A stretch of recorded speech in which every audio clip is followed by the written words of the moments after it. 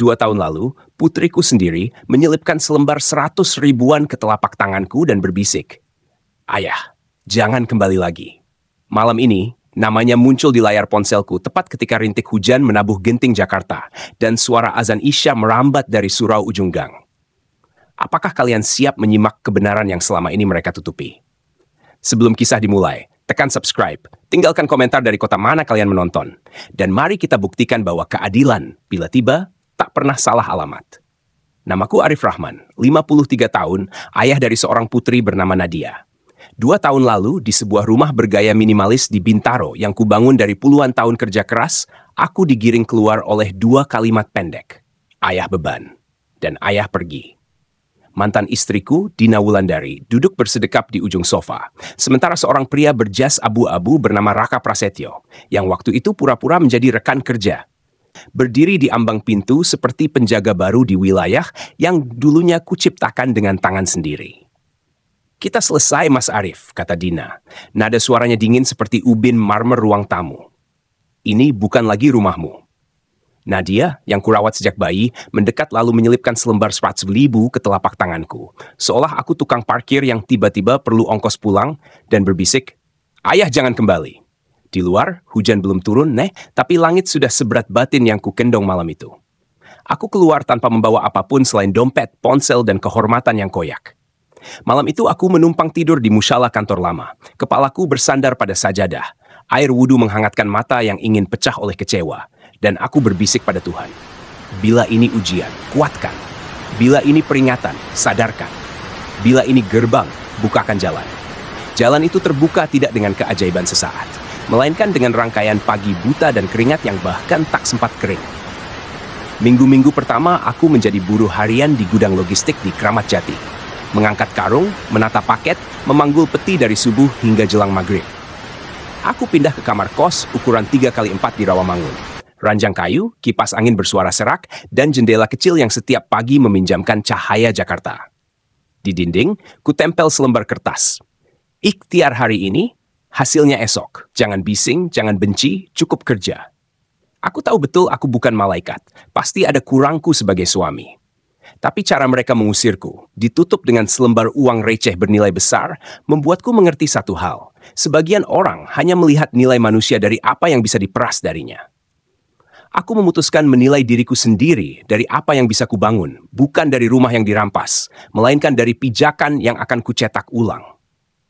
Modal pertamaku adalah sisa bagian dari harta bersama yang kabarnya tak bernilai. Sebidang rumah tua retak-retak di Klender, dibiarkan rusak karena salah urus, ditawar orang, ditolak bank. Aku menghitung, kusutnya dinding bukan takdir, melainkan tagihan perbaikan. Atap bocor bukan musibah, tetapi daftar belanja genteng. Kuajukan penawaran tunai yang rasional, laku. Siang menjadi sore, sore menjadi malam, malam menjadi subuh. Aku membongkar, mengecat, mengukur, dan memanggil tukang dengan sistem syariah sederhana. Bayar sesuai hasil, tanpa janji kosong. Aku belajar listrik dari video yang kusetel pelan sambil menyeduh kopi tubruk. Aku belajar plumbing dari tukang senior di warung Tegal yang bercerita sambil mengunyah kerupuk. Aku menyimak catatan IMB dan PBB seperti anak kecil mengeja huruf pertama. 3 bulan kemudian, rumah itu bernapas lagi. Jendela kayu dilapis ulang, lantai granit sederhana tapi bersih, dapur yang wajar, kamar mandi yang terang. Foto sebelum sesudah, kujepret dengan ponsel jadul, kupasang di marketplace properti halal, kutulis deskripsi tanpa hiperbola. Seorang keluarga muda dari Pondok Bambu datang, mencium bau cat baru, menepuk meja. Bismillah, mereka membeli. Keuntungannya tidak membuatku tiba-tiba kaya, tapi cukup untuk menyewa kontrakan kecil di Tebet dan membeli 1 set alat bangunan bekas. Dari sana, roda berputar. 1 rumah tua di Cijantung, 1 kios nyaris roboh di Jatinegara yang kusulap jadi ruko mungil, 1 petak di Depok yang kupoles minimalis, lalu sebuah unit mangkrak di Bekasi yang kuhidupkan dengan ventilasi baru dan taman sempit berisi pohon ketapang kencana. Setiap proyek selalu kupotret, bukan untuk pamer, tetapi untuk mengingatkan diriku bahwa tangan yang dicap beban itu ternyata bisa menghidupkan lagi dinding yang nyaris mati. Tahun berikutnya, aku berani mengambil unit lebih besar. Rumah tua di Menteng Atas, legalitas bersih, struktur sehat, hanya letih karena ditinggal. Aku stagnan sebulan, takut gagal. Lalu aku teringat malam pengusiran itu, kalimat yang menusuk, dan aku bergerak. Aku tak meminjam ke bank. Aku mengajak 3 teman lama menjadi mitra, menulis kesepakatan jelas, membagi hasil adil, menolak semua pola yang berbau riba. Kami rapat selepas Isya. Anak-anak mereka berlarian di ruang tamu. Istri mereka menyiapkan teh manis, dan kami menutup pertemuan dengan doa sederhana. 3 kali proyek, 3 kali laku. Aku pindah ke sebuah rumah sederhana di Kuningan Timur. Bukan kemewahan, tetapi tenang. Ada rak buku, meja kerja dari kayu jati sisa renovasi, dan sajadah yang tak lagi basah oleh air mata. Lalu malam itu datang.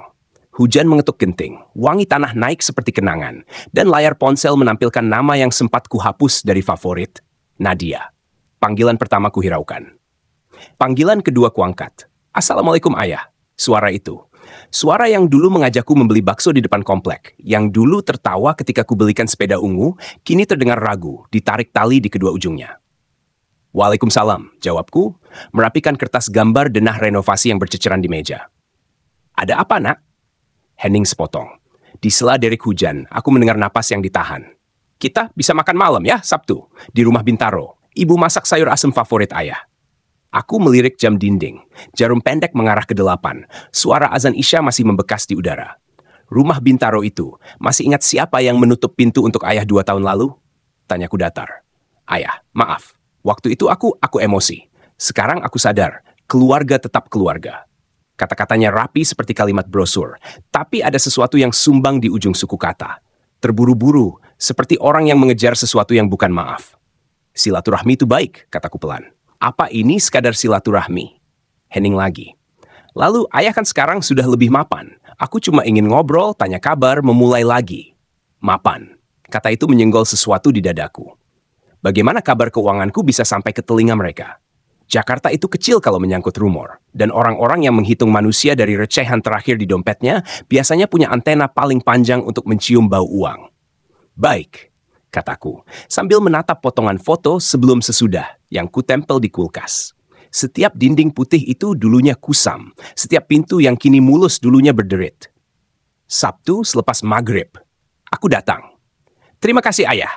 Raka juga akan ada. Kita makan ramai-ramai kayak dulu. Kayak dulu, ulangku, membiarkan kata-kata itu tenggelam di antara bunyi hujan. Kami menutup telepon dengan salam. Aku menatap layar yang meredup, dan untuk pertama kalinya sejak lama, ruang kerjaku terasa seperti ruang sidang. Lengkap dengan berkas, bukti, dan 1 kursi yang siap diisi oleh kebenaran. Aku menyeduh kopi tubruk, menunggu bubuknya turun seperti ampas masa lalu. Ada 2 kemungkinan. Mereka benar-benar ingin menambal silaturahmi yang robek, atau mereka ingin menjahit kantong yang bocor dengan benang yang mereka kira masih menempel di dompetku. Aku tidak anti memaafkan. Agama mengajariku memaafkan. Tapi agama juga mengajariku berlaku adil dan tidak membiarkan kezalimanan berulang. Keadilan bukan dendam. Ia adalah pagar agar manusia tak saling melukai. Aku mengangkat telepon lagi, bukan untuk menelepon Nadia, tetapi untuk menelusuri sesuatu yang sejak tadi menempel di naluriku. Mengapa sekarang? Mengapa persis ketika proyekku di Kuningan laku di atas harga penawaran? Mengapa ketika foto-fotoku mulai berseliweran di grup-grup komunitas arsitektur rumahan? Aku membuka catatan lama, nama-nama rekber Instagram yang pernah disebut teman, akun donasi yang meragukan, toko daring yang hilang timbul, testimoni yang mirip ditempel dari satu poster ke poster lain. Aku bukan penyidik, tapi aku pernah menjadi suami dan ayah. Dan itu profesi yang cukup melatih mata untuk menangkap kebohongan sederhana. Hingga subuh, kuamati pola. Akun Nadiaku Living yang menjual furnitur impor PO 3 minggu. Namun kolom komentar penuh komplain. Unggahan tangan bergetar. Dina yang menggalang donasi untuk penyakit yang bertukar nama setiap bulan.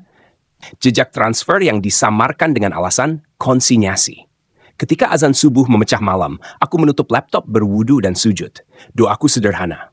Ya Allah, bila aku yang salah, lembutkan. Bila mereka yang salah, tunjukkan. Dan bila kebenaran perlu panggung, sediakan tirainya.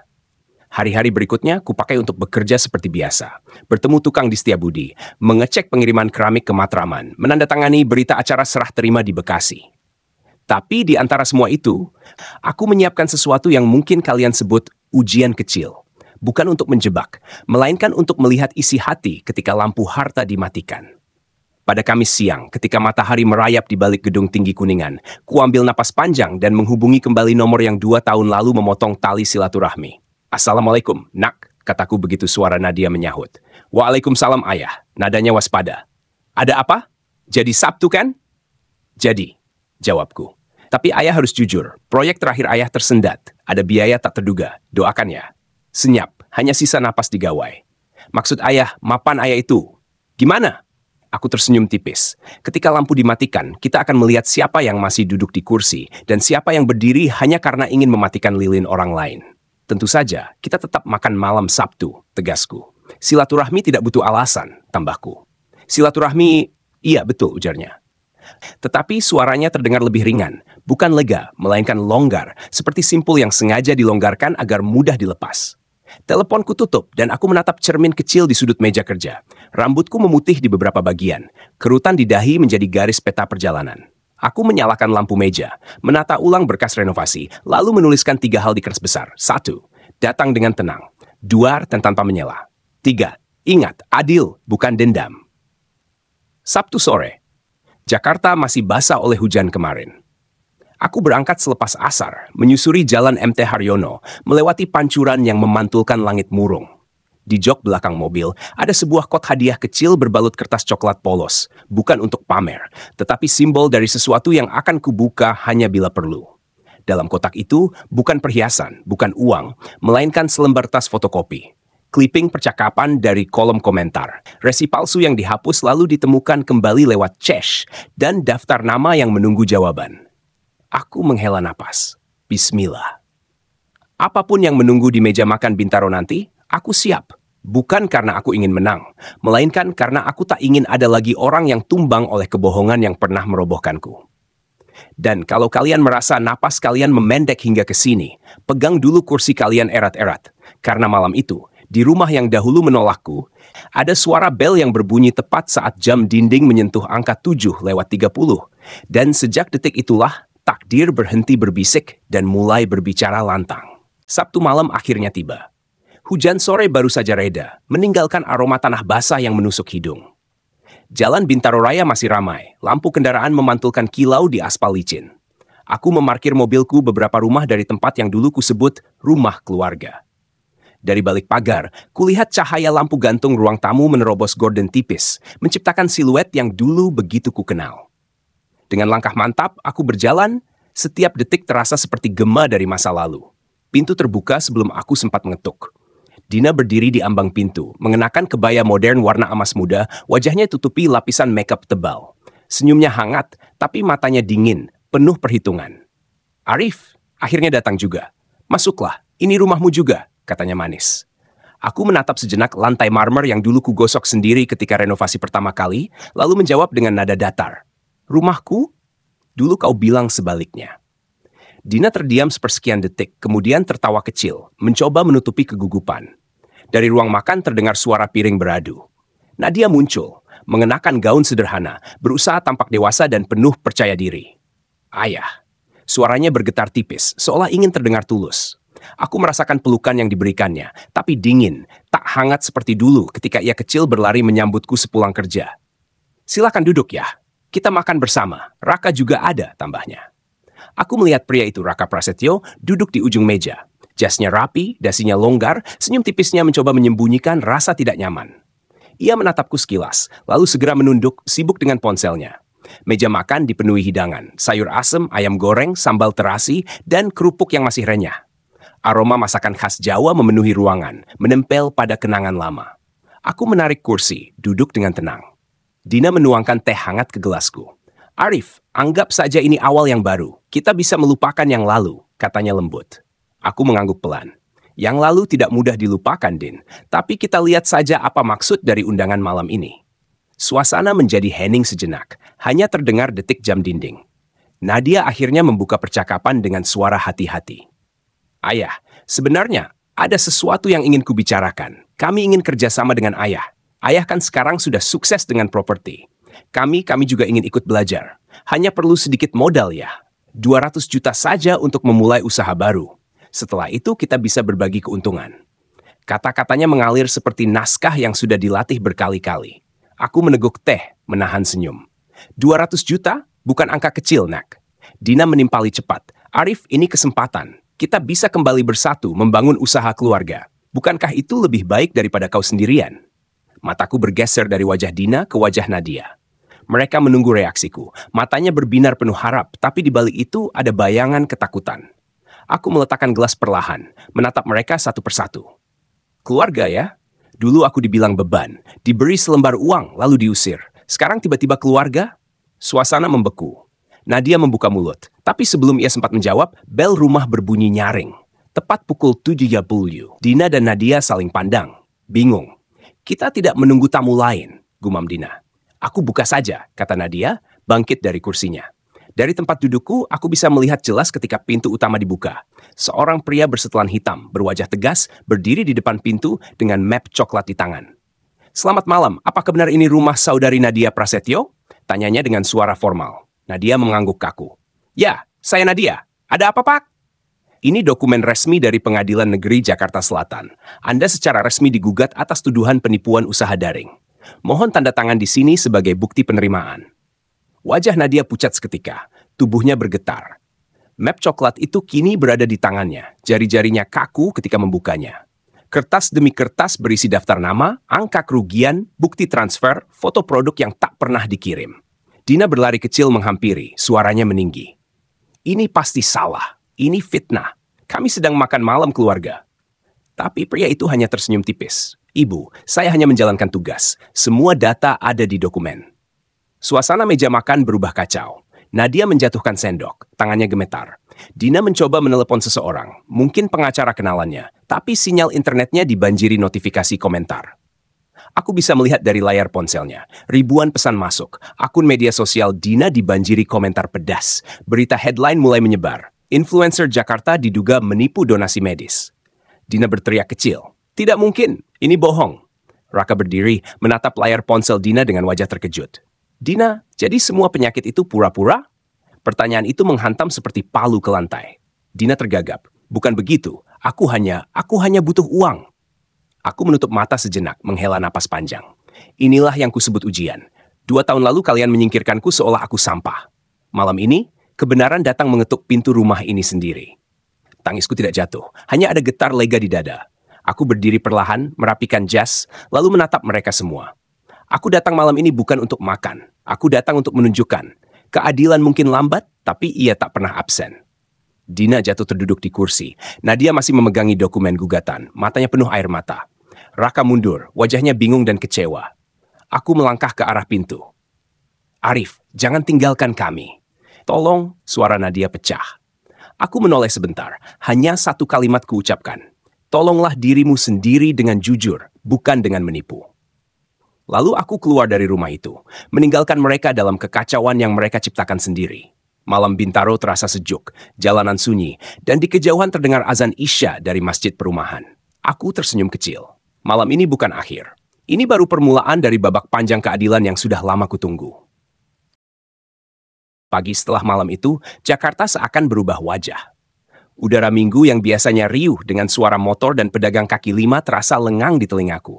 Mungkin karena batinku begitu ringan, hingga semua kebisingan tak mampu menembus ketenangan yang sedang kurasakan. Aku duduk di beranda rumah kontrakan Kuningan Timur, menyeruput kopi tubruk panas sambil membuka layar ponsel. Notifikasi berita berserakan. Judul-judul tebal menghantam mata. Influencer Jakarta diduga gelapkan dana donasi medis. Bisnis online wanita muda terungkap menipu puluhan pelanggan. Keluarga pejabat swasta terjerat kasus penipuan. Foto wajah Dina terpampang jelas. Wajah Nadia juga ikut terseret. Sementara itu, di grup-grup komunitas properti, namaku ikut disebut sebagai pengusaha renovasi yang berhasil bertahan dari kehancuran keluarga. Aku menutup layar. Ini bukan kemenangan yang kucari, tapi tegaknya kebenaran. Telepon berdering. Mauricio, pengacara yang kemarin kukunjungi, berbicara dengan nada tenang. Pak Arif, semua proses sudah berjalan. Pengadilan telah menerima gugatan kolektif terhadap saudari Nadia. Ada 23 klien yang sepakat melanjutkan. Persidangan awal dijadwalkan bulan depan. Aku mengangguk meski tak terlihat. Baik, saya percayakan sepenuhnya. Yang penting, korban dapat keadilan. Telepon berikutnya datang dari seorang wartawan koran nasional. Pak Arif, kami ingin wawancara. Anda disebut sebagai pihak yang memfasilitasi korban menemukan jalan hukum. Aku menolak halus. Saya hanya orang tua yang mencari kebenaran. Biarlah sorotan untuk mereka yang berhak, para korban. Setelah panggilan selesai, aku kembali menatap secangkir kopi. Uapnya menari di udara, persis seperti langkah hidupku. Kadang panas, kadang pahit, tapi selalu nyata. Sementara itu, di Bintaro, kekacauan masih berlangsung. Dina mencoba menghapus akun Instagramnya Nye, tapi jejak digital sudah telanjur menyebar. Ribuan komentar marah membanjiri. Beberapa menuntut uang kembali, beberapa lainnya melaporkan ke polisi. Nadia tak bisa keluar rumah. Tetangga mulai berbisik, memandang dengan tatapan mencemooh. Raka, suami barunya, akhirnya tak tahan. Ia mengemasi barang-barang, meninggalkan Dina yang menangis histeris di teras. "Aku tidak bisa hidup dengan kebohongan ini, Din," katanya sambil menutup pintu mobil. Malam berikutnya, aku menerima kabar dari sahabat lamaku di Kementerian Keuangan. "Arif, laporan pajak ex-istrimu kosong bertahun-tahun. Setelah artikel itu viral, kantor pajak sudah membuka audit. Kau tak perlu khawatir, semua proses resmi. Cepat atau lambat, dia akan diminta pertanggungjawaban." Aku hanya menjawab lirih. Biar hukum yang bekerja. Waktu berjalan. Minggu menjadi bulan. Sidang demi sidang bergulir di Pengadilan Negeri Jakarta Selatan. Nadia duduk di kursi terdakwa, wajahnya pucat, matanya sembab. Setiap kali hakim membacakan daftar bukti, tubuhnya bergetar. Para korban hadir satu persatu, bersaksi dengan suara bergetar antara marah dan kecewa. Saya menabung 8 bulan untuk membeli meja makan. Tak pernah sampai. "Uang saya raib," kata seorang guru perempuan. "Saya pesan sofa impor, transfer penuh. Sampai sekarang tidak ada," kata seorang pegawai bank. Nadia menangis, memohon ampunan, tapi hakim menatapnya dingin. Air mata tidak bisa menghapus kerugian orang lain. Hukum harus ditegakkan. Putusan akhir dibacakan. Nadia dinyatakan bersalah atas penipuan, dijatuhi hukuman 3 tahun dengan masa percobaan, diwajibkan mengembalikan 2,3 miliar kepada korban, ditambah kerja sosial di panti asuhan. Dina tak kalah menderita. Investigasi pajak membongkar penghasilan tidak dilaporkan lebih dari 3 miliar dari kampanye donasi palsu. Akun media sosialnya dibekukan, semua hartanya disita. Rumah Bintaro yang dulu jadi simbol pengusiranku, kini dipasang pelang, disita negara. Ia pindah ke rumah kontrakan sempit di pinggiran Bekasi, bekerja sebagai tenaga kebersihan di sebuah pusat perbelanjaan. Ironi itu begitu telak. Dulu ia mengejekku sebagai beban, kini ia membersihkan lantai toko yang pernah kusinggahi sebagai pelanggan. Hidupku perlahan berubah tenang. Portofolio propertiku berkembang, investor mempercayaiku, bahkan beberapa bank syariah mengajakku bermitra. Aku mulai berbagi pengalaman di seminar komunitas kecil, mengajarkan anak muda tentang cara merenovasi rumah tua tanpa modal besar. Hidup bukan tentang jatuh atau bangun sekali, kataku di hadapan mereka, tapi tentang apa yang kau lakukan setiap kali pintu tertutup. Kau bisa menyerah, atau kau bisa mencari jendela baru. Suatu sore di sebuah seminar di Bandung, aku bertemu seorang perempuan bernama Aisyah Karim, seorang dosen hukum ekonomi syariah. Matanya teduh, tutur katanya lembut, tapi pikirannya tajam. Kami berbincang panjang tentang etika bisnis, tentang bagaimana Islam mengajarkan kejujuran sebagai fondasi. Dari pertemuan itu lahir persahabatan baru. Aku menyadari bahwa tidak semua hubungan dibangun dari darah. Sebagian hubungan yang paling tulus justru lahir dari kesamaan nilai dan saling menghormati. 4 bulan kemudian, aku berjalan di Pantai Anyer. Angin laut membawa aroma asin, matahari senja meneteskan warna keemasan di langit. Aku menatap ombak yang datang dan pergi, lalu tersenyum. Dulu aku diusir dengan selembar uang receh. Kini aku punya rumah, usaha, dan harga diri. Aku tidak lagi hidup untuk membuktikan pada Dina atau Nadia bahwa aku berharga. Aku hidup untuk membuktikan pada diriku sendiri bahwa harga seorang ayah, seorang manusia tidak pernah ditentukan oleh orang yang mengkhianatinya. Malam itu, aku mengirim pesan singkat ke Aisyah. Hidup memang selalu memberi ujian, tapi aku belajar setiap luka bisa berubah jadi pintu menuju cahaya. Dia membalas, "Betul Pak Arif. Selama kita jujur, Allah akan bukakan jalan." Aku menutup ponsel lalu menatap laut lepas. Ombak terus bergulung, seakan berbisik, keadilan akhirnya datang, meski terlambat. Dan ketika datang, ia akan menghapus luka dengan cara yang tak pernah kita bayangkan. Waktu berjalan tanpa menoleh ke belakang. Setelah badai hukum yang menggulung Dina dan Nadia, hidupku memasuki fase baru yang jauh lebih tenang. Aku tidak lagi dihantui oleh masa lalu, melainkan dipandu oleh tujuan, membangun sesuatu yang bersih, halal, dan bermanfaat. Kontrakan kecilku di Kuningan Timur kini sudah berganti dengan rumah 2 lantai sederhana di daerah Depok. Tidak megah, tapi hangat. Di ruang tamunya tergantung kaligrafi bertuliskan, Innallaha ma'asyobirin. Allah bersama orang-orang yang sabar. Setiap kali menatapnya, aku merasa seluruh perjalanan getirku selama 2 tahun terakhir terbayar lunas. Aisyah Karim semakin sering hadir dalam keseharianku. Kami sering duduk di teras rumah, menyeruput teh hangat selepas maghrib sambil membicarakan masa depan. Dia bukan hanya teman bicara, tapi juga pengingat. Arif, jangan ulangi kesalahan mereka, katanya suatu malam. Harta itu ujian, bukan tujuan. Jangan sampai kau jatuh pada kesombongan yang sama. Kata-katanya menancap dalam. Aku mengangguk, sadar bahwa perjalanan yang kulalui bukan sekadar tentang uang, tapi tentang karakter. Sementara itu, kabar tentang Dina semakin mengenaskan. Ia kini bekerja membersihkan kantor kecil di Bekasi, hidup dari gaji pas-pasan. Banyak yang dulu memujanya di Instagram kini menjauh. Akun-akun gosip sudah berhenti menulis tentangnya, karena orang lebih tertarik pada skandal baru. Kehidupannya tak lagi glamor, hanya kesepian. Nadia, putriku, menjalani masa percobaan hukum sambil bekerja di toko pakaian. Sesekali ia mencoba menghubungiku, menulis pesan singkat penuh penyesalan. Ayah, maafkan aku salah. Tapi untuk saat ini, aku memilih diam. Maaf bukan ditolak, tapi ditunda sampai ia benar-benar memahami arti tanggung jawab. Hari-hari bergulir, proyek demi proyek berjalan mulus. Aku membeli rumah tua di Bogor, merenovasinya, jadi homestay halal yang penuh tamu akhir pekan. Aku juga mulai berbicara di seminar nasional, berbagi tentang entrepreneurship berbasis nilai Islam. Aku menyelipkan kisahku, tapi tak pernah menyebut nama Dina atau Nadia. Aku hanya berkata, ada saatnya orang yang kau cintai akan menjatuhkanmu. Tapi jangan biarkan itu menghancurkanmu.